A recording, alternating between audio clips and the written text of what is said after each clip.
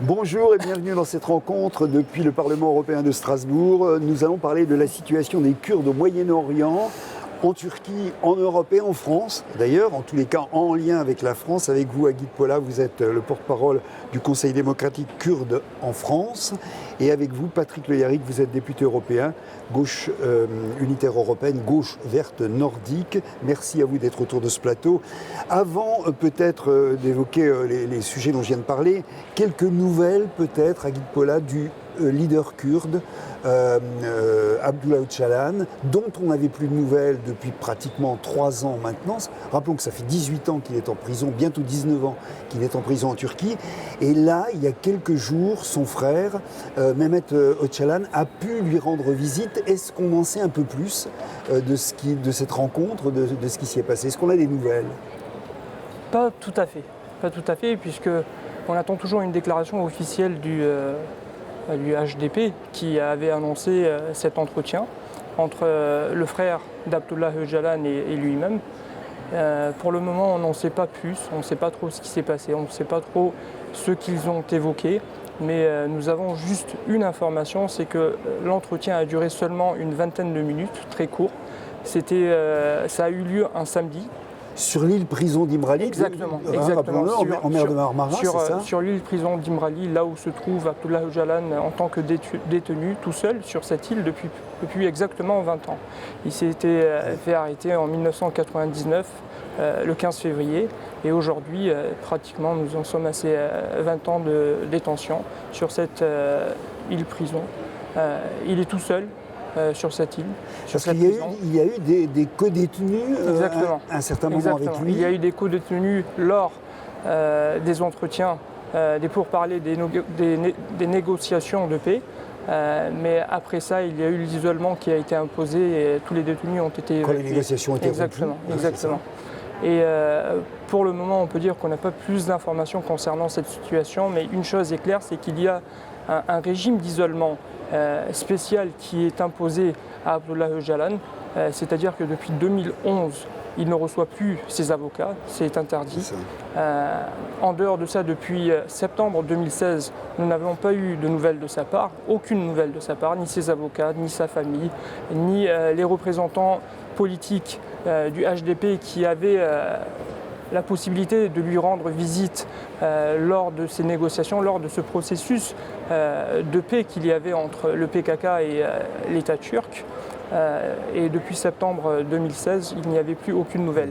En tout cas, cet entretien a rassuré énormément le peuple kurde, mais aussi l'ensemble. On se demandait dans quel état était Abdullah Öcalan. Exactement. On n'avait pas du tout de nouvelles de sa part et c'était extrêmement préoccupant. Ça a rassuré d'un point de vue, mais d'autre part, ça ne revient pas à ce que ce régime d'isolement a été brisé ou a été enlevé. C'est pour cette raison qu'aujourd'hui, il y a eu un mouvement de grève de la faim qui avait débuté avec Leyla Güven. C'est pour cette raison que les grévistes ont cette préoccupation, comme quoi ce régime d'isolement continue encore. Rappelons-le, Patrick Le Yarrick, Abdullah Öcalan va avoir 70 ans, je crois, cette année. C'est un des plus vieux prisonniers politiques aujourd'hui au monde. Et il a un régime tout à fait incroyable, tout à fait exceptionnel, de la part d'un pays, la Turquie, qui est un pays qui fait partie du Conseil de l'Europe, qui se trouve à quelques mètres d'ici. D'ailleurs, le Conseil de l'Europe, dans un rapport qu'il a rendu public il y a quelques mois de ça, a dit qu'il se faisait du souci pour Abdullah Öcalan. Et pour l'instant, rien n'y fait. L'Europe n'y fait rien. On est pourtant dans un cadre de violation flagrante des droits de l'homme élémentaires dans cette affaire.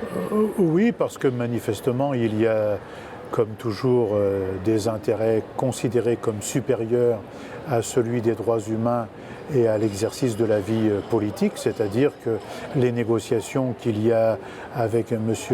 Erdogan entre l'Union européenne et lui-même, la Turquie, le gouvernement de Turquie, conduit à demander à M. Erdogan un certain nombre de choses, en échange de quoi on se tait. On se tait sur toutes les violations des droits de l'homme en échange du fait que la Turquie est le réceptacle d'un certain nombre de réfugiés et moyennant finance de surcroît. Donc ceci est extrêmement malsain, c'est-à-dire on tolère de la Turquie ce qu'on ne tolère d'aucun autre État par ailleurs. On va revenir sur les grévistes de la faim. Agit Polas, c'est une des formes aujourd'hui que prend le combat des Kurdes, non seulement en Turquie, ici aussi en France. Rappelons qu'ici, même à Strasbourg, il y a à l'heure actuelle 15 militants et militantes kurdes qui sont en grève de la faim depuis le 17 décembre, si je ne me trompe. Il y a, vous l'avez cité, Leyla Güven, qui est en grève de la faim depuis beaucoup plus longtemps, qui est une députée kurde, qui est en grève en Turquie. Dites-nous un mot, parce qu'on arrive là à un nombre de jours de grève de la faim qui commence à être extrêmement inquiétant pour la santé de cette députée. Du coup, ce mouvement de grève de la faim a été lancé par Leyla Güven, par son propre initiative, qui est aujourd'hui à son 69e jour précisément, qui est vraiment entre la vie et la mort, comme le précisait lors du communiqué du PCF. Je tiens à souligner que nous sommes extrêmement préoccupés par sa santé.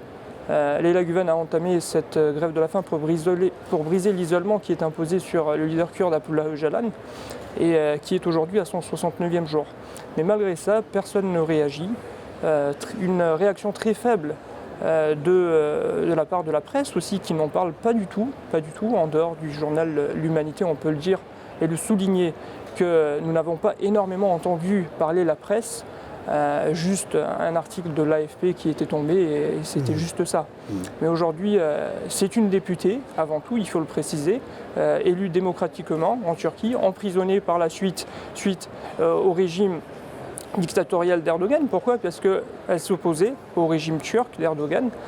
Pourquoi ? Parce qu'elle n'acceptait pas les politiques d'oppression que le régime turc menait à l'encontre des Kurdes et à l'encontre de tous les autres opposants. Et c'est suite à ça qu'elle s'est fait arrêter. En prison, maintenant, après avoir lancé sa grève de la faim, il y a eu d'autres groupes également aussi qui l'ont suivi. C'est-à-dire qu'il y a plus de 226 prisonniers politiques kurdes qui sont actuellement en grève de la faim en Turquie. C'est ça. D'autre part, il y a un groupe de 15 militants kurdes qui sont également en grève de la faim ici à Strasbourg, dans cette ville. D'autre part, il y a encore un autre militant qui se trouve à Erbil, qui est également en grève de la faim, illimité et sans relais aussi, et un autre qui est à Galère. Et un autre aussi qui a commencé aujourd'hui au Canada. D'accord.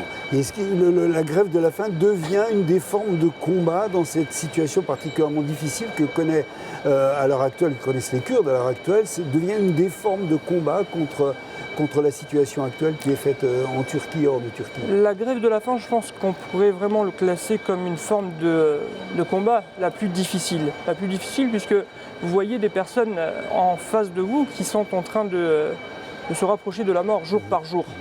Et bien entendu, pour ces personnes aussi, c'est difficile, puisque d'une part, il y a une lutte contre un certain régime qui mène une politique de négation, d'extermination, d'oppression, et d'autre part, il y a une lutte qui est menée en interne aussi. En fin de compte, c'est une grève de la faim et il faut être conscient de ça.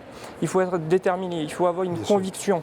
Et je pense que c'est un double combat qu'aujourd'hui ces grévistes mènent, d'une part vers l'extérieur et d'autre part à l'intérieur. Et c'est pour cette raison qu'on peut le dire, oui, les Kurdes ont l'habitude, connaissent très bien cette forme de résistance et l'entament juste au moment où vraiment la politique démocratique ou bien les chemins d'une politique démocratique ne sont plus abordables. Et aujourd'hui, c'est le cas en Turquie, c'est le cas, puisqu'il y a eu une période de paix, de négociation qui n'a abouti à rien du tout. Nous l'avons très bien vu que la Turquie, qui a remarqué à partir du moment où ils étaient en train de perdre avec ce processus qui avait commencé, c'est pour ça qu'ils ont rompu la table de négociation. Alors, on reparlera tout à l'heure de la situation en Turquie même. Parlons de la situation en règle générale au Moyen-Orient actuellement. Il y a un élément relativement nouveau, même s'il n'est pas très clair. Les États-Unis ont annoncé le départ de leurs propres troupes du secteur où ils étaient en lien avec les Kurdes, notamment avec les YPG, les groupes kurdes, qui se battent depuis bientôt 4 ans contre Daesh. La plus grande partie du territoire de l'État islamique a été libérée, mais des groupes de Daesh sont toujours présents. Comment est-ce que vous interprétez cette décision des États-Unis et quelles sont les conséquences, autant qu'on puisse savoir exactement ce qui se passe? On en est où aujourd'hui, puisque des États-Unis, de Donald Trump en l'occurrence, nous arrivent à la fois des informations et pratiquement des contre-informations qui disent un peu le contraire ou autre chose que ce qui a été dit initialement. Où est-ce qu'on en est concrètement aujourd'hui sur le terrain? Avant tout, je dois préciser que les Kurdes qui ont entamé une période de dialogue avec les États-Unis, ou bien les Russes aussi, s'attendaient très bien qu'un jour ou l'autre ça allait se terminer et qu'un jour ou l'autre les États-Unis ou bien la Russie allaient quitter ce territoire et allaient arrêter le soutien qu'ils donnaient aux Kurdes. C'est une chose qui était très claire et qu'ils l'ont annoncé, qu'ils l'ont publié lors de plusieurs déclarations, déclarations publiques. Et du coup, le fait que Trump annonce cette décision de retirer des troupes américaines par un tweet était extrêmement choquant. D'une part, choquant parce qu'on le sait très bien qu'il y a la Turquie de l'autre côté de la frontière qui se préparait à rentrer, à envahir comme ils l'ont fait à Afrin, une nouvelle fois, cette fois-ci pour l'est de l'Euphrate, c'est-à-dire la partie qui est complètement contrôlée par les Kurdes, par les FDS plutôt.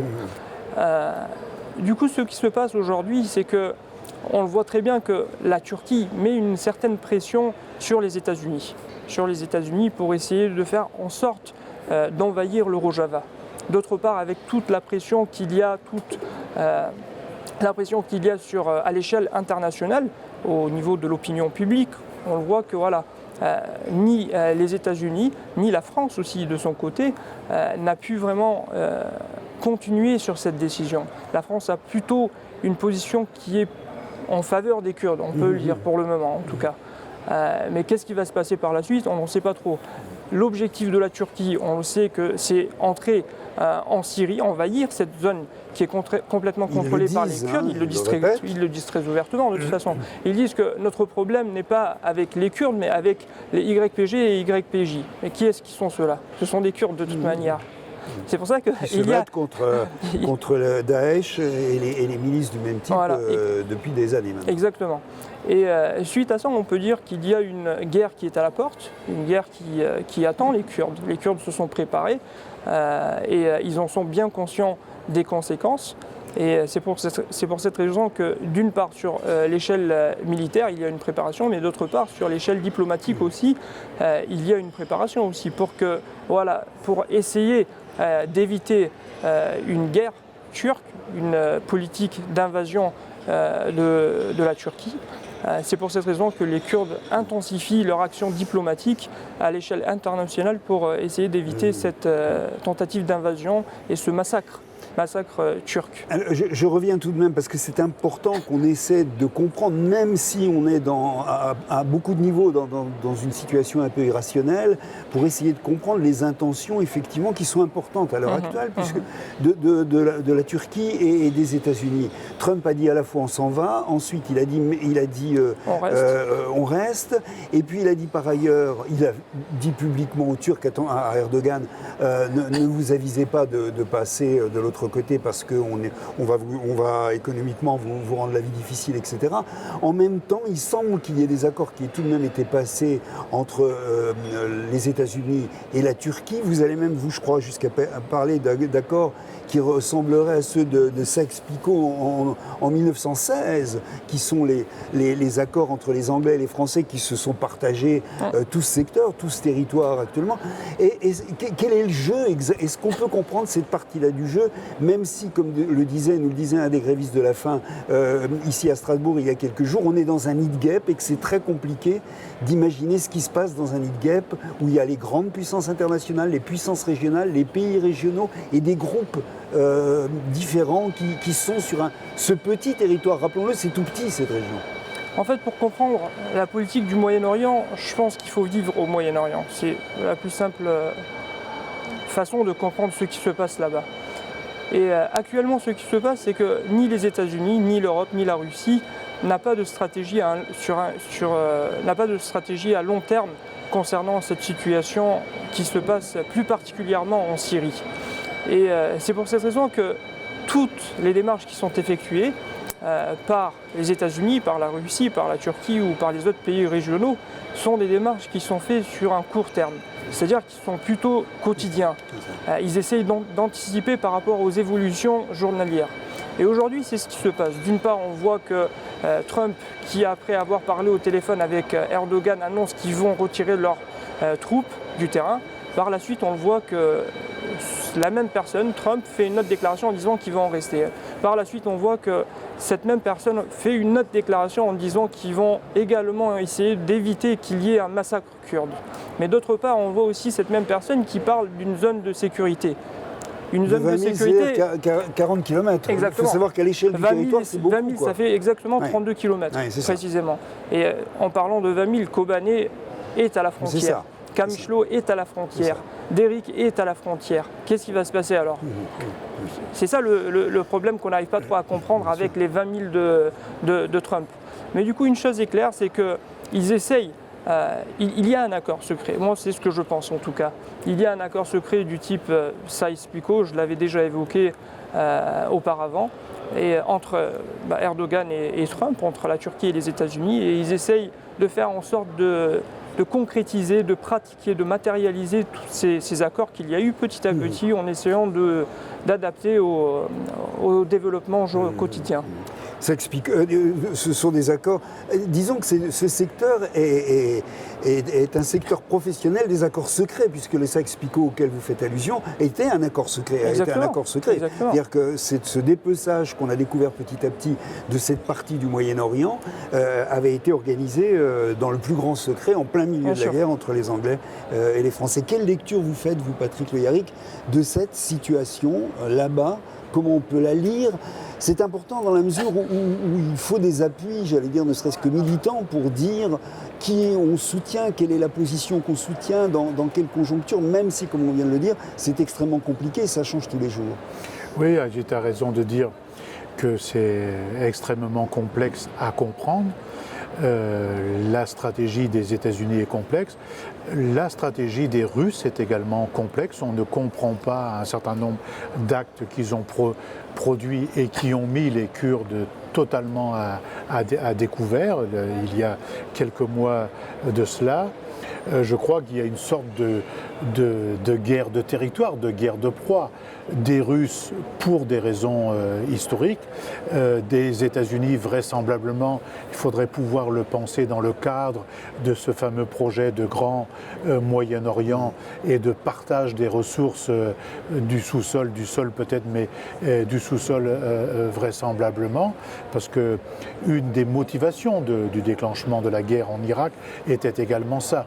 Et l'autre facteur qui est compliqué à comprendre, c'est le jeu d'alliance souvent variable, souvent avec Israël, lequel Israël aussi écrase, lui, le peuple palestinien, le rejette de sa terre, lui refuse son État et sa terre. Et donc, il y a des jeux des grandes puissances sur le Proche et le Moyen-Orient qui sont extrêmement dangereux. Et dans un contexte comme ça, l'Union européenne comme entité politique, mais la France, du fait de son histoire, du fait de son rôle d'ailleurs à la fin de la Première Guerre mondiale et même dans le cadre de l'acceptation du partage de cette écriture manuelle des frontières sans grande cohérence, devrait jouer un rôle diplomatique extrêmement important pour que chaque peuple soit reconnu, chaque peuple trouve sa souveraineté politique, économique, démocratique, et ne pas continuer à faire ce jeu de dupe avec Erdogan et la Turquie, mais surtout Erdogan, et aussi avec Israël, dont les intentions sont souvent à double ou triple détente.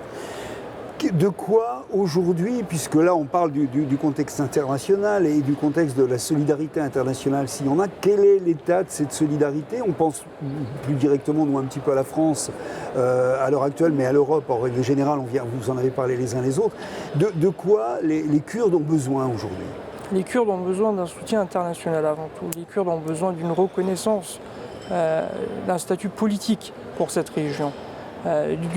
Durant cette période de guerre qu'il y a eu en Syrie entre 2012 et maintenant 2019, les peuples de cette région ont beaucoup souffert suite à ces guerres, suite à ces massacres qu'il y a eu, d'une part du côté du régime de Bachar el-Assad, d'autre part du côté des djihadistes, de Daesh, d'Al-Qaïda, d'Al-Nosra, d'autre part du côté de la Turquie, d'autre part du côté de la Russie.